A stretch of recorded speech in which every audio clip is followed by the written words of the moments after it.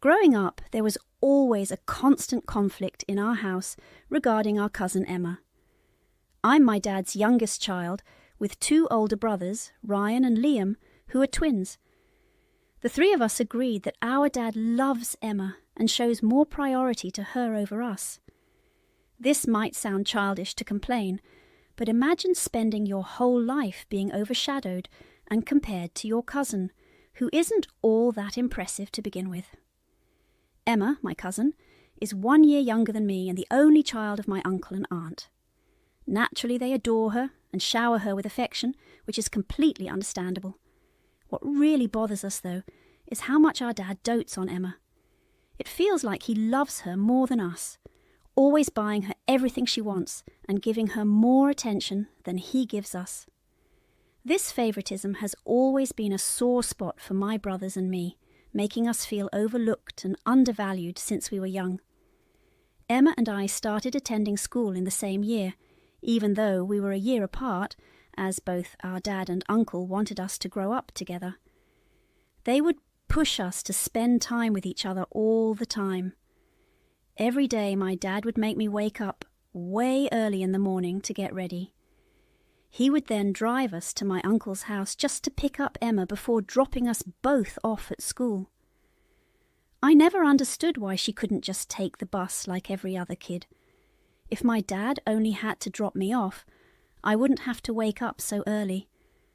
Whenever I questioned my dad about it, he would tell me to stop being selfish and to treat Emma like my own sister, which left me feeling even more frustrated and confused, as if my feelings didn't matter. At school, Emma would constantly bug me to play with her or spend time with her. Unlike me, she was an introverted kid who didn't have many friends. I, on the other hand, had friends and liked spending time with them, which made Emma unhappy. Every day after school, when my dad came to pick us up, she would complain to him if I didn't spend time with her during lunch. Dad would then scold me for not including my little sister, while I would just roll my eyes and ignore him. It really bugged me how much he showed favoritism towards her over his own children. If you're wondering whether my uncle and aunt saw any problem with this, they didn't. My dad and uncle have always been very close, being only a year and a half apart. They grew up together, with my uncle teaching my dad how to ride a bike, shave his mustache, and change the oil in the car. Their own dad wasn't really present, so my uncle and dad essentially supported one another and always had each other's backs. This is why they always pushed for both of our families to be together all the time. In the beginning, my older brothers told me that Mum never enjoyed spending a lot of time with my uncle and aunt, but she had no choice since they would visit our place frequently. Whenever she tried to discuss it with Dad, he would dismiss her feelings, saying that family is meant to be close and that he enjoyed spending time with his brother. While my mother didn't mind if Dad spent time with his brother, she felt obligated to socialize because my aunt came along as well. Sometimes people just don't click, which is why my mother didn't enjoy spending time with my aunt.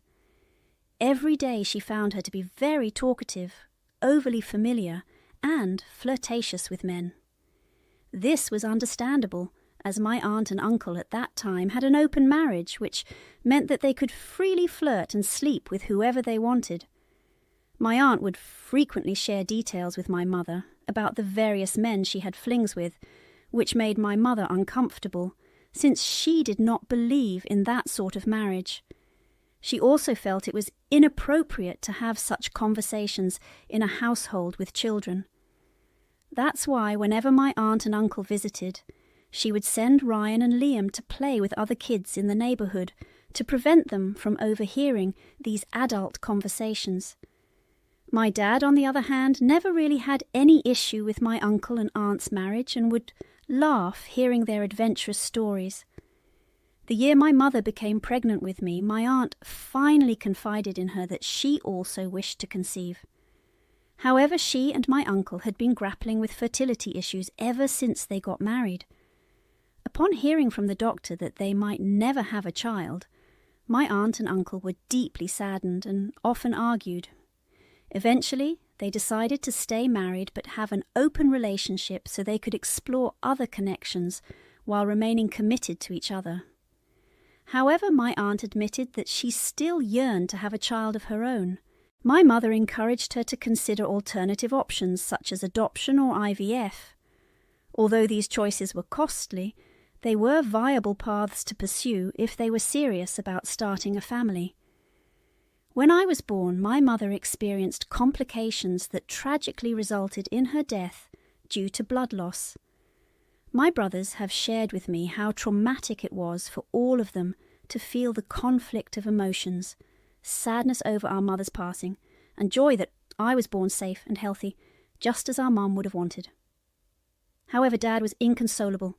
He refused to leave our mother's side and sat next to her, unable to process the fact that his wife had passed away. I can't begin to imagine how much it hurt him, but he has never shown any resentment towards me or blamed me in any way, even though I wouldn't blame him if he did. I wish my mother were alive, as I miss her all the time, even though I never got to meet her. My brothers have so many stories about her, while I only know her through pictures. The first year after I was born, my dad and brothers faced challenges in taking care of me since they were not accustomed to caring for a girl. Despite this, my dad took charge and my brothers followed his lead. These three men have always been there for me unconditionally.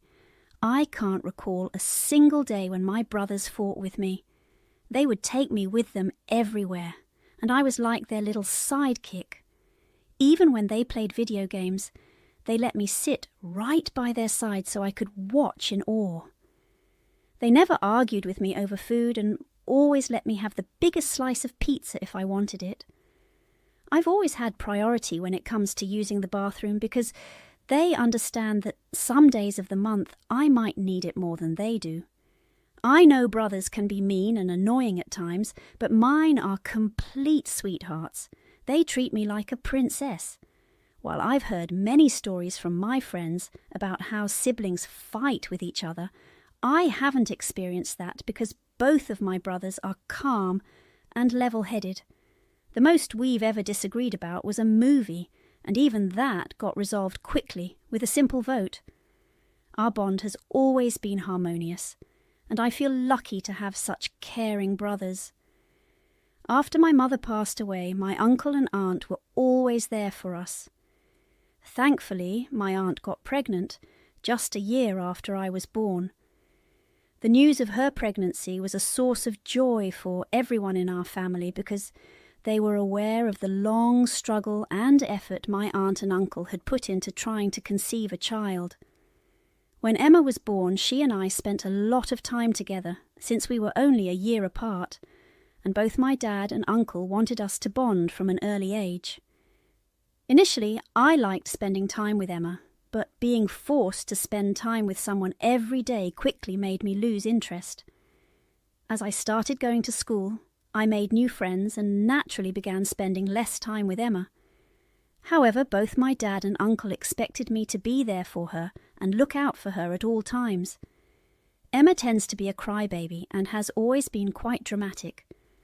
Growing up without siblings, she never learned to share and was always very possessive of her things.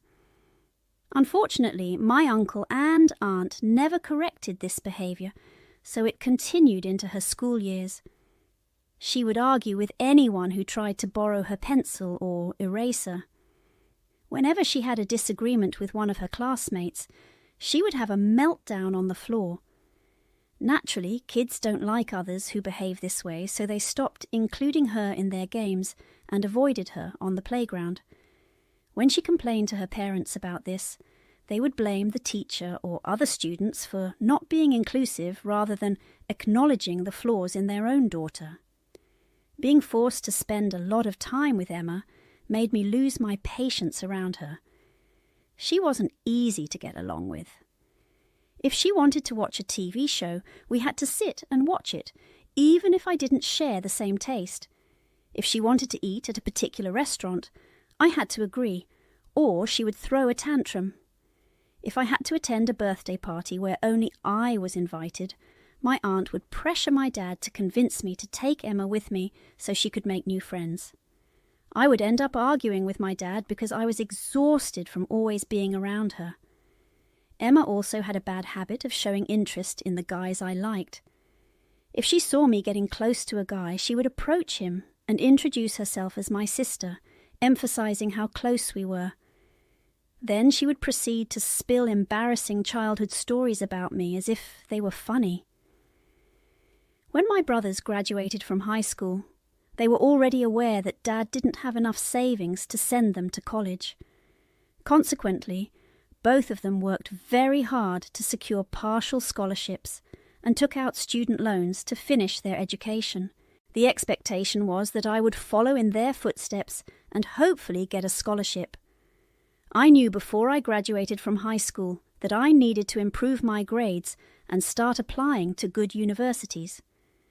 Therefore, during my last 2 years of high school, I reduced the amount of time I spent with my friends and focused more on my studies. Emma would often text or call me to hang out, but I would ignore her requests. She insisted that people our age needed to have fun and that I was wasting my time in the library. The year I graduated high school, I received acceptance letters from 2 of my favourite universities and needed to choose between them. Emma had also been accepted into a university, but it wasn't one of my options. However, one of the universities that accepted me was in the same city as her university, so my family expected me to choose that one. Emma excitedly talked about how she couldn't wait to get an apartment with me and live together so we could attend classes and have fun. I couldn't help but find it cringeworthy. I liked my cousin, but I didn't want to spend my entire college life stuck with her. So I chose the other university without discussing it with my dad. Since I had a scholarship and was taking out loans, it was essentially my decision. When my dad found out, he was furious. He tried to force me to change my decision, but I firmly told him it was my life and my choice. He expressed how disappointed he was that I would knowingly choose another university just to avoid spending time with my cousin. He tried to convince me that having a sibling like Emma is the best thing in life. This frustrated me, and I retorted that I did have siblings, my brothers, and I loved spending time with them. I told him he should stop forcing me to spend time with her because I was an adult now and needed to make my own decisions. Both my aunt and uncle also made their disappointment known. They called me to express how much Emma had been looking forward to living with me and how it would have made her college experience much better. However, I didn't care and was happy with my choice of college. One day, as I was packing my things into boxes and preparing to move into my college dorm, I heard my aunt pull up in her car. This wasn't unusual since, after my brothers moved out, she would sometimes come over to spend time with my dad or cook for us.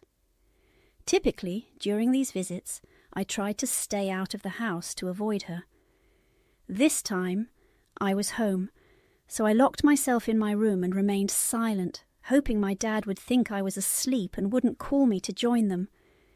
I could hear the 2 of them talking and laughing downstairs. Curiosity got the better of me, so I peeked my head out like any curious child and strained my ears to listen to their conversation.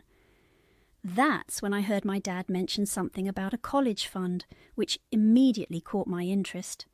I tiptoed out of my room and made my way downstairs to listen more closely. As I listened in, I heard my dad tell my aunt that he had been saving money for Emma's college fund for a while now. He assured her that Emma would never have to take out a loan because he had it covered. This revelation left me stunned. My dad had never once mentioned anything about a college fund to me or my brothers, so why would he set one up for my cousin? I felt extremely hurt, wondering why my dad would make such financial arrangements for Emma's education without ever discussing it with me or considering my own financial situation. I tiptoed back upstairs and called my brothers to ask them about it. They were just as shocked as I was, and asked if I was sure about what I heard. I assured them I was. The three of us tried to understand our dad's decision, but none of us had a clue. This is when something clicked in my mind. I knew I could freely talk in front of my brothers, so I voiced my question without hesitation. Do you think Emma might be Dad's child? My brothers were momentarily silent. Then Liam spoke first, initially dismissing the idea as impossible, but Ryan remained silent. When Liam prodded him for his thoughts, Ryan admitted to having had similar suspicions in the past. There was no other explanation for why our dad would be so unusually close to his brother's daughter. Ryan pointed out the physical similarities between Emma and us, like our dark brown hair inherited from our dad, which was unlike our uncle's blonde hair. Now, I know that such resemblances could be purely genetic, but there was something about our dad's behaviour towards Emma that had always seemed perplexing. I made up my mind and informed my brothers that I would find out the truth. They asked me how. I told them that I planned to secretly obtain a sample of Emma's hair and get a DNA test done. We needed to get to the bottom of this mystery. If she was not Dad's child, then great. We would have nothing to worry about. However, if she was, then we needed to know the truth. Ryan and Liam reluctantly agreed, urging me to be careful so no one else would find out about our plan. That week, I asked Emma to hang out with me and discreetly obtained some strands of hair that had fallen on her coat. I felt guilty keeping it in my pocket, as if I was doing something illegal. However, the need to uncover the truth outweighed my unease. The anticipation during the week leading up to the DNA test results was nerve-wracking. I kept hoping and praying that I was wrong about my suspicions, because I didn't know how I would handle it if Emma turned out to be my sister. The day finally arrived when I received the DNA test results, and to my shock, they confirmed that Emma was indeed my sister, as we shared the same biological parent. It felt like the ground had shifted beneath my feet as I read the results.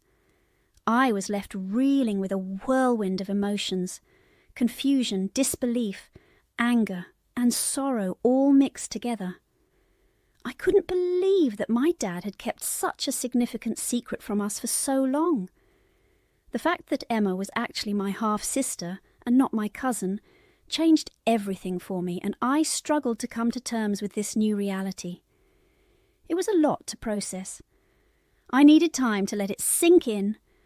I felt betrayed by my dad for hiding this from us and angry at myself for not seeing the signs earlier. Clearly, he and my aunt had spent a little too much time together and likely had an affair. It was unnerving to process the fact that Emma was born just a year after me, meaning my dad had an affair with his brother's wife within a year of my mother's passing. The thought of it left me feeling disgusted and overwhelmed. Everything also made so much sense about why my dad would force me to hang out with Emma all the time, even when I needed some space. I called my brothers in tears. They immediately sensed that something was terribly wrong. When I shared the news with them that Emma was our half-sister, they were too shocked to say anything. I sent them photos of the DNA test results so they could see for themselves. Ryan and Liam were furious and insisted on coming back home so we could confront Dad together and get to the bottom of this.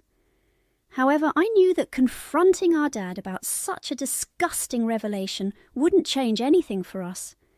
He had slept with his brother's wife, which resulted in her getting pregnant with Emma. There was nothing we could say to change this truth. Instead, I suggested that we cut him off. Our dad clearly did nothing for us and left us to fend for ourselves, taking on college loans to pay our tuition while he knowingly saved money just for his affair baby.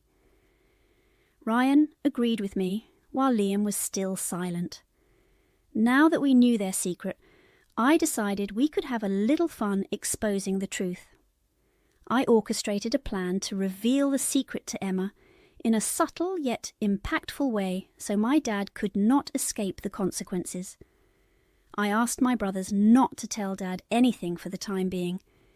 Instead, I asked if they could come over on my moving day to drive me to college because I didn't want to go with my dad, and they immediately agreed. On the day of my departure for college, I invited Emma to see me off one last time.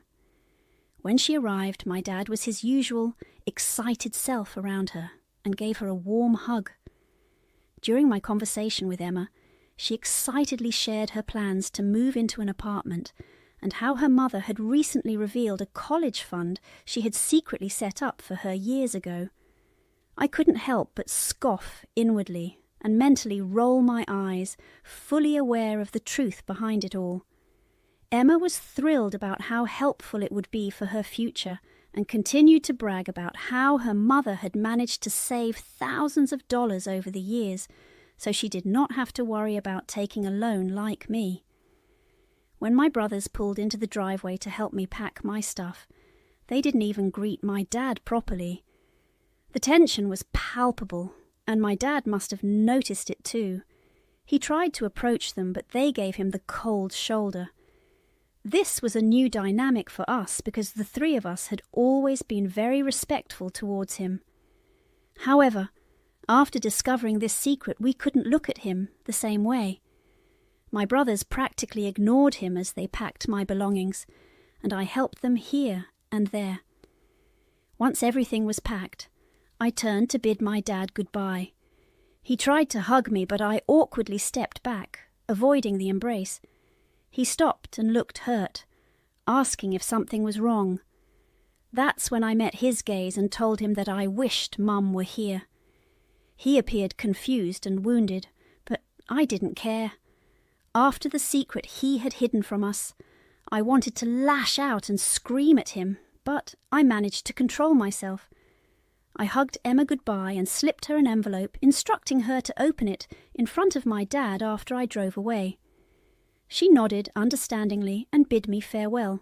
Driving away, I felt a mix of emotions, relief, sadness, and a tinge of guilt.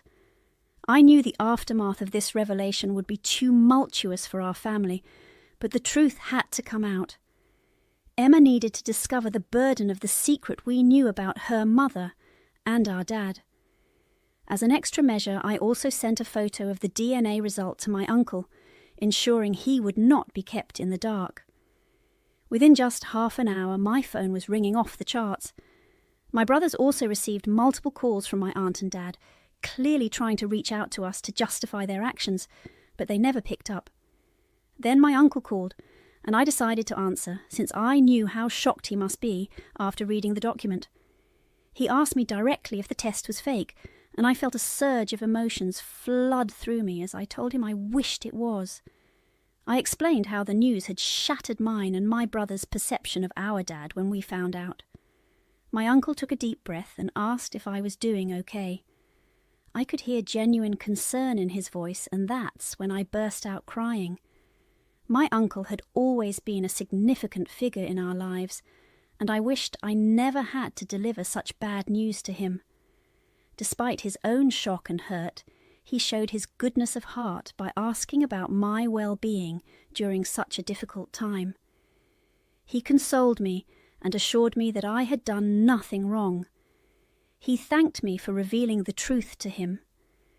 Now that I've moved into college and my brothers have left, I've had time to reflect on how big an impact this has had on my family. My stomach hurts, and it feels like I have done something wrong. I'm so scared about what will happen to us as a family. Am I the asshole for revealing the truth to my cousin? Did I do the right thing? Update 1. The aftermath of revealing the truth has plunged my family into chaos. I found out that Emma and my uncle have swiftly moved out of their house since the revelation, as they don't want anything to do with my aunt. Meanwhile, my aunt's reaction has been volatile and hurtful. She has bombarded me with a barrage of texts ranging from abusive accusations to attempts at justifying her affair with my dad. In her messages, she even went so far as to blame me for breaking up her marriage. She wrote how my mother would be ashamed of me for trying to hurt and break up the family. As for my dad, he has maintained a stony silence since that day, refusing to acknowledge his mistake. Not a single text or call has come from him until now, which is fine for me since I know he can't say anything to make me forgive him. Thank you to everyone for your comments.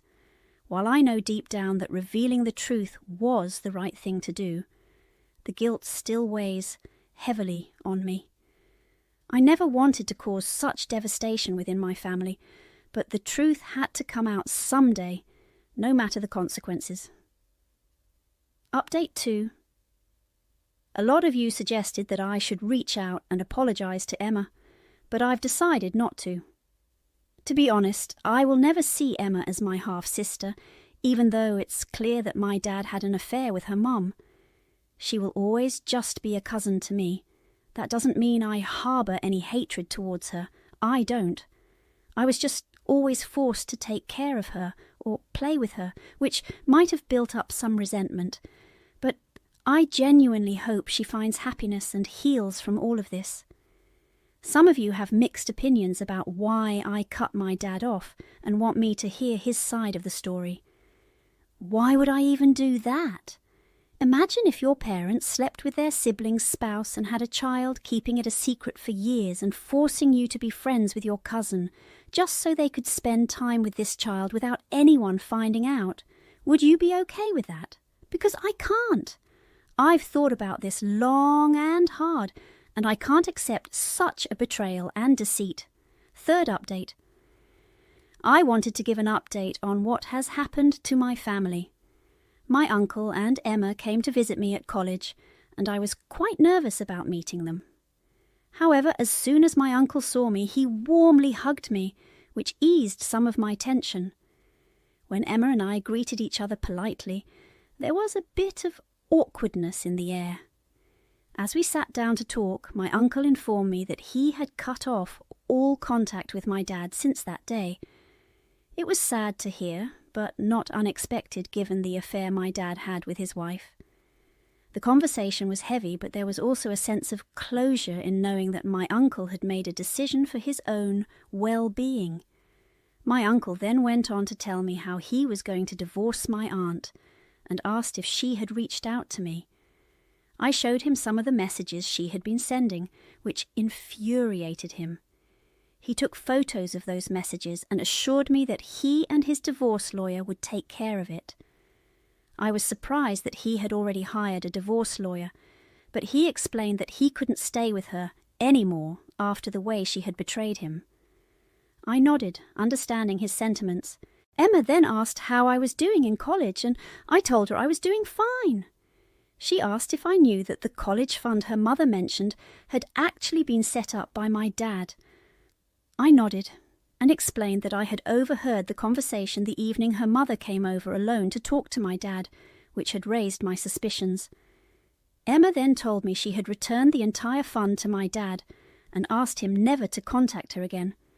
She found their affair extremely creepy and couldn't accept anyone else as her father.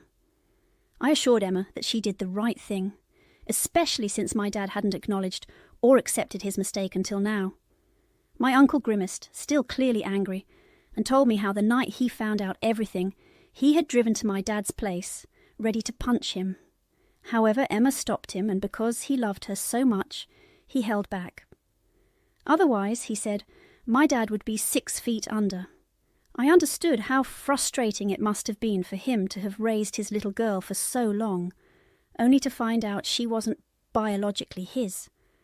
What my father had done was the highest level of betrayal between siblings. After my conversation with Emma and my uncle, I feel much better about my decision to cut off my dad. As for my brothers and me, we are doing just fine. The 3 of us are family, and we will always have each other's backs.